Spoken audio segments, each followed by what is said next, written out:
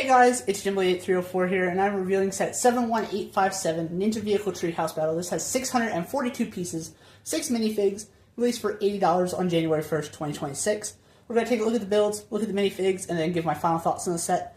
It's a pretty mixed bag for this one, I think. It has some good qualities, but it also has a couple weaker ones.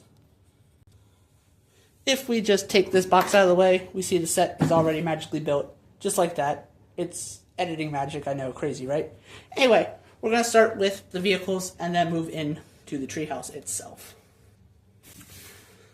Starting off with Kai's bike, I think it looks pretty good. It reminds me of the bikes that we saw in the Ninja Combat vehicle from last summer. Overall, I think the design of this looks fine. The wheels spin pretty nicely. They are on the frictionless Technic pins, the hybrid ones with the axle. I think it looks really good. I like the engine thrusters. They use some of the opalescent light blue translucent tiles, which I think look good, and a couple 1x1 round translucent orange cones at the back. I think overall, this looks pretty good. It functions well. You can angle these stud shooters, tile shooters, whatever you want to call them, up and down like that. They don't really do a whole lot. They shoot the tiles out. You guys know how they work by now. The steering wheel can be adjusted. You can fit Kai in here, but it's a one-man bike. You can't fit anybody else in the bike. You can't fit anybody on the back. I guess if you really wanted to, you could put somebody back here on this thing that moves up and down. It doesn't really do a whole lot. Just kind of gives it more aerodynamics, I guess, is how they want it to work. I'm not 100% sure. We haven't seen this thing in the show yet, so we don't know exactly what it's going to do. But I think it looks good nonetheless, and I like the colors of it. The red, the black, gold, all work very well together with a little bit of flame yellowish orange, similar to the Katana V11 in that aspect, that it used that color as the accent for Kai. I think this bike works pretty well, and it's fine. It's definitely a good part of the set. Moving on to what I think is personally the best part of the set is Zane's helicopter.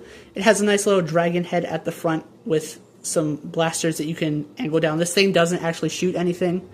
You can spin the rotors though, which is nice.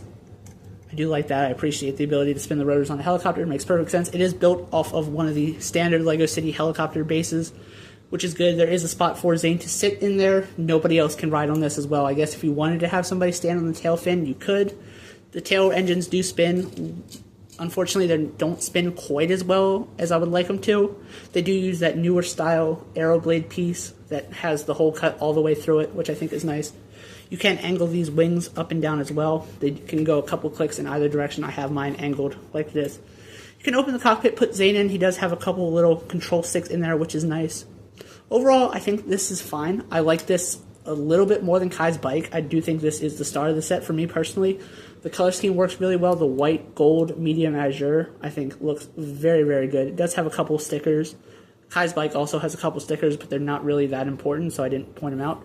But one on each side on these Nexo Knight shield pieces, and then one on either side of the tail fin. Just some small detail bits that they couldn't print. But overall, this is pretty good. I do like the large translucent light blue blades. I think they work really nicely. I'm excited to see this in the show as well. Moving on to the treehouse that the ninja are supposed to battle at. This is what they give us as a treehouse. I don't know about anybody else, but I don't really see much of a treehouse here. It has a couple huts on it, like a multi-layer building built into the base of a tree. Does that qualify as a treehouse? Let me know. I don't really think it does. This does have that similar statue build that was seen in the Ninja character display set. There is also a vine that you can use to swing around on. I think that's good. You can turn this lever over here and you can rotate the bridge around. It's like a swinging rope bridge kind of thing, but not actually made with rope.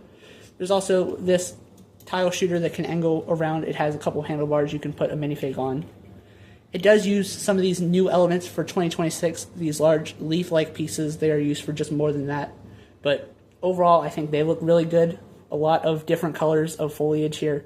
You have lime green, bright green, you have orange, a little bit of other stuff mixed in. But overall, I think that looks pretty good. The HUD itself, I like the color scheme of it. The black, white, and red is always going to work well for a building, especially in Ninjago. Those are Ninjago's primary colors. They have been for years. Flipping this around to the back, there's not a whole lot going on. There's a small weapon stand up here. There's a spot to put a minifig. There's access to the bridge. Down here, there's a bone in this cave, which doesn't really make any sense.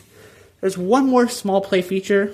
You can pull this gold lever over here, and it will release these little drum type things. They don't really do much. They're just kind of there. It's fine. Not great, but it's fine. Then there's also a little small workshop down at the base. Has a couple tools, has a hammer and a wrench. There's also a chainsaw with an engine for some reason. I don't know what's going on.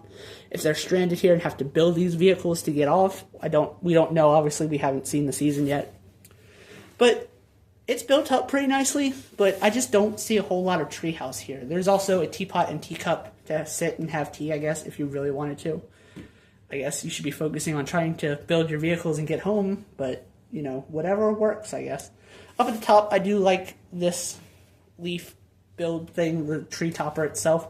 I think it looks pretty nice. I love the use of this piece. I think it's a great piece, and it's going to stick around for a while, hopefully beyond Ninjago. Hopefully we see it in some of the botanical sets.